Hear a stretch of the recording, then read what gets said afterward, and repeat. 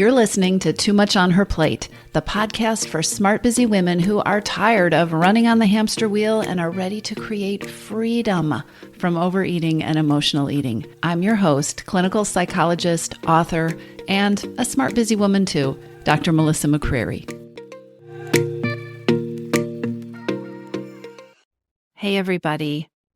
Today, I want to talk with you about the accumulation of advice, recommendations, rules, systems, all the things that have accumulated in your brain that people have told you or preached to you over the years that you ought to be doing if you want to change your habits with food.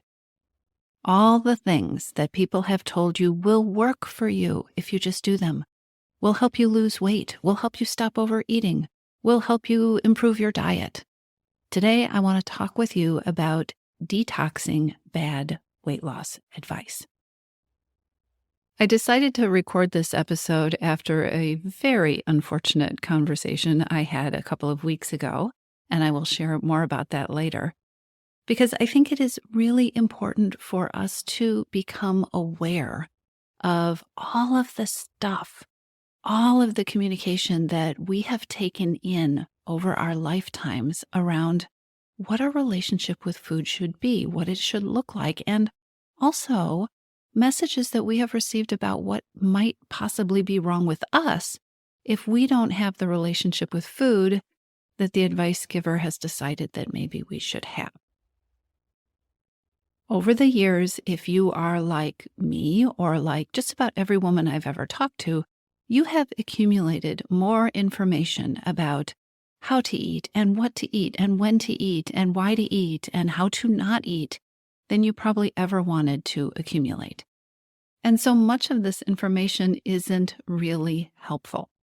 So why does this matter? Why did I decide to record this podcast episode? Well, over time, we get used to being told what to do. We get used to reading the articles and seeing the posts and hearing the so-called experts tell us what works.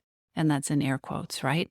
And over time, a part of our mind can start to mistake this for wisdom or knowledge that is beyond what we can really know. And there are facts, there is research, there is expertise that we don't know ourselves that we can take in, but nobody really knows us better than we do, right? So we accumulate all this expertise, all these shoulds, all these rules, and over time, we can become unaware of A, how much of this stuff there is taking up space inside of our brains. Also, we can become unaware of the hold that it has on us, specifically when it comes from so-called experts. Too much advice leads to overwhelm. It leads to overload. It leads to confusion and overthinking when the advice is conflicting. Too much advice doesn't build confidence. It erodes confidence. It erodes our ability to connect with ourselves and listen to our own inner wisdom when we're always trying to pay attention to what somebody else is telling us that we should do. Much of the advice around how to eat or how to change your eating or why you're overeating or why you should be doing it differently, much of that advice comes with a pretty substantial side order of blame. If the advice isn't working for you, or if that rule didn't work for you, or if the rule is just unworkable, which is so often the case, somehow it is your fault. So much of the advice is steeped in deprivation mentality and diet mentality. And like I said, there is often hidden or sometimes very overt self-blame. The idea that if it didn't work, you didn't try hard enough. You're kidding yourself. You're not being honest with yourself. You're not really motivated. And this unhelpful advice almost always neglects the truth that you're a human being, a complex human being, and that there is a reason. There's a reason all overeating and emotional eating happens. And you can come up with the best plans for managing food in the world. And most of this advice, honestly, is not about, it doesn't come from the best plans.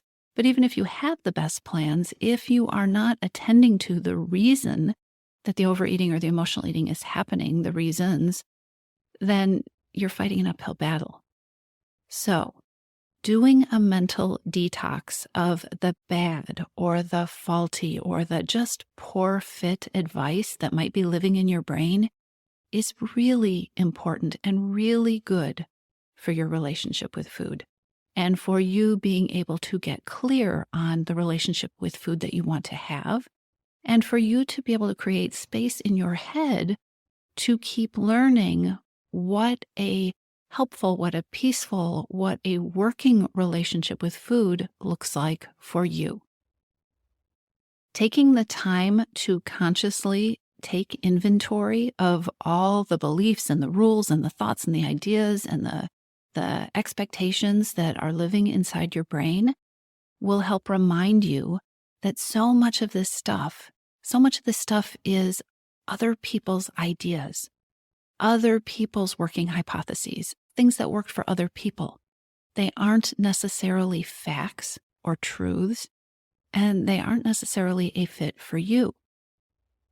Taking inventory of things you're telling yourself would work if only you or if only your life were miraculously different, that also is really important, because guess what? You are you, and this is your life. And I would bet you if there was a way, if this was like cleaning out your garage and we could just pull out all these thoughts and beliefs, there are a number of them. If you are like most women, there are a number of these things that are not a good fit for you, and they never will be. And the idea that if you were somehow different, they would work perfectly is kind of a ridiculous reason to keep them. Clearing out all this mental garbage and the emotional weight that goes with it is also a really good way of getting back to remembering, again, that you are the only person who has lived inside your body your whole life. You know you. And there are, like I said, there's research out there, there are facts out there, there are experts out there, but they don't know you. They don't know your experience. And you get to own. You absolutely own the ultimate discernment into what is right for you. That is something that only you get to do, but we forget that in the midst of deprivation mentality and diet mentality and the whole way that the system is set up to blame yourself if something isn't working, instead of taking a step back and taking a look at whether you want to detox that information because it is not a fit for you. So back to the unfortunate conversation I had that was the impetus for recording this episode. Recently, I had this conversation. I haven't had one like this in a very long time with somebody, a psychologist, who thinks of himself as quite the health expert. And I'm not saying he isn't a health expert. I honestly don't know anything about this man's qualifications except what he told me. And what he told me is that he is a psychologist and he is a health expert. And he was the type of man, I think you'll know what I mean, he was the type of man who liked to tell me lots of things. He had all sorts of opinions. He had all sorts of things he wanted to share and to explain to me about how women should be making changes and about how women should really approach changing their eating and what women needed to do if they want to stop overeating. It was quite a conversation. In a nutshell, his advice is to stop it. Knock it off. If you're overeating, stop it. And I explained to him what I do and what I talk about and what I believe and what I teach in my programs. And he said, no. If you are binging, you just need to stop it. And he said, you know what I tell my clients? I say, if you are binging, then go binge on broccoli. Buy 5 pounds of broccoli and just go into the kitchen and prepare the broccoli. And when you want to binge on 5 pounds of broccoli. And I said, well, I've been doing this for a very long time, and I don't know that I've ever met anyone who binges on broccoli. And he said triumphantly, exactly. And he said, I also tell my clients, if you have a craving for sweets, if you like to eat too much sugar, then you need to stop it. Instead of eating sugar, you just go into the kitchen and you get a cucumber and you eat a cucumber and you will be satisfied. Are you rolling your eyes yet? I mean, this was just such an amazingly strange conversation because, of course, I disagreed with him. And the more I tried to talk with him rationally about what it is that I teach and know and believe, the more strongly he said that, if people really want to change, they will just eat vegetables and they will just do these things, which we all know. We all know that broccoli is different than eating sugar cookies. We all know that eating a cucumber is different than binging on M&Ms. And that has absolutely nothing to do with any disconnect there is between the way you want to eat and the way you are eating. It has absolutely nothing to do with the reason that you are overeating or emotional eating or the reason that you are binging at night.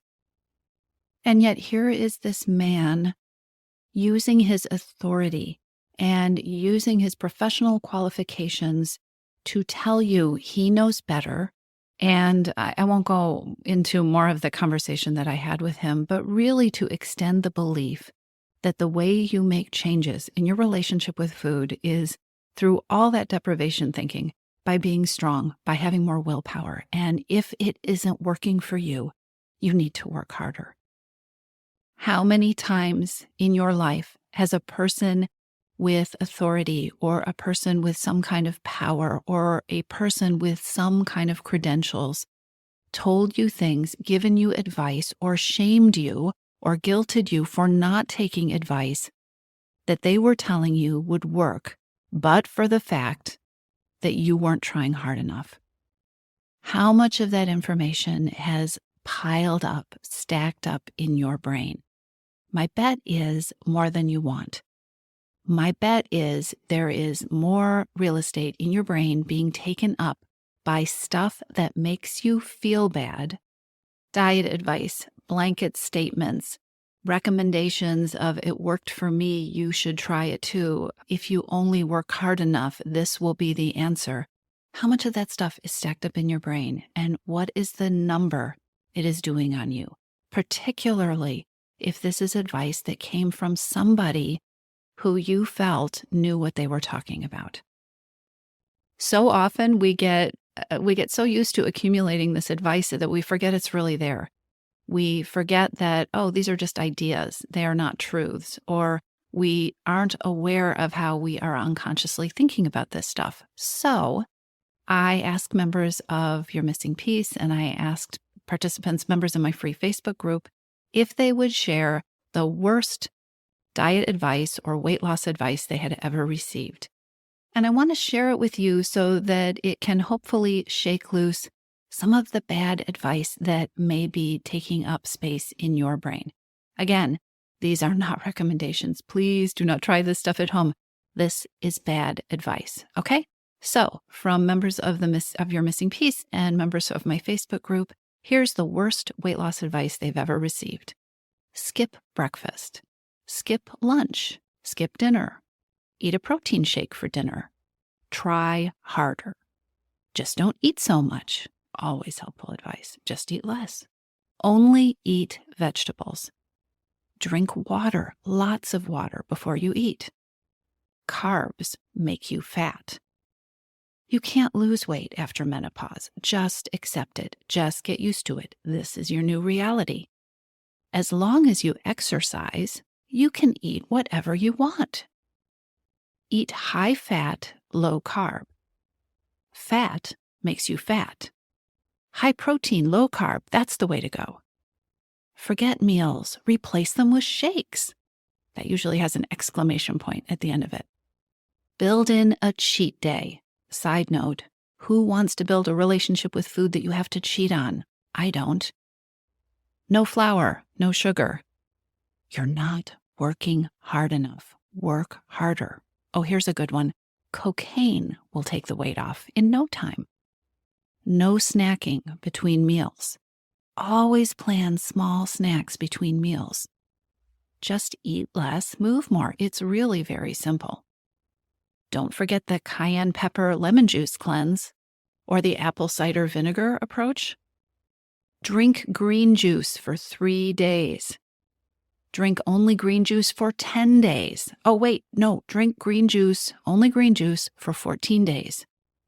Don't drink juice. Juice is bad. Have more discipline.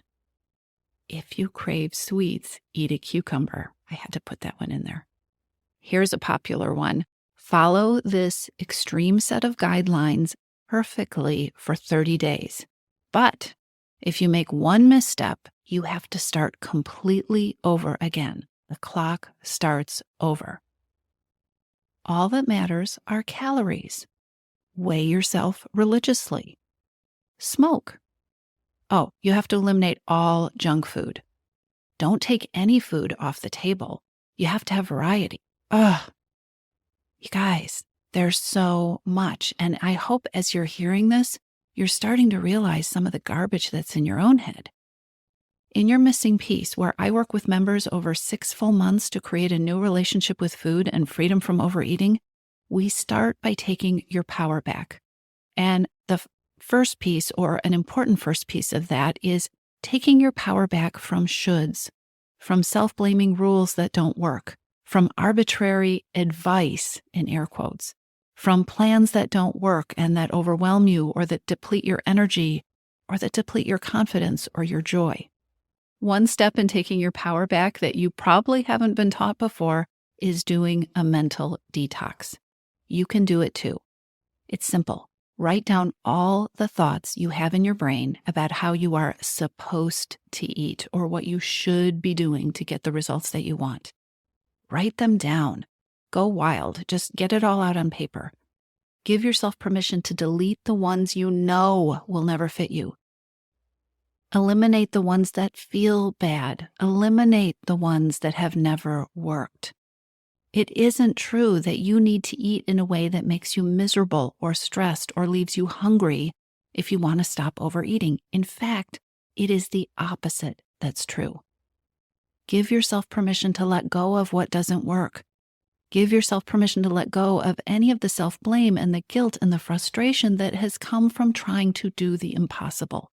This is one of the best things you can do to begin creating peace and freedom and a relationship with food that will support you forever. Start with the mental detox. Take your power back. Create some space in your brain so that you can stop trying to do the stuff that takes too much effort, creates stress and overwhelm, and so that you can start learning about what really, truly works for you. I'll talk to you soon.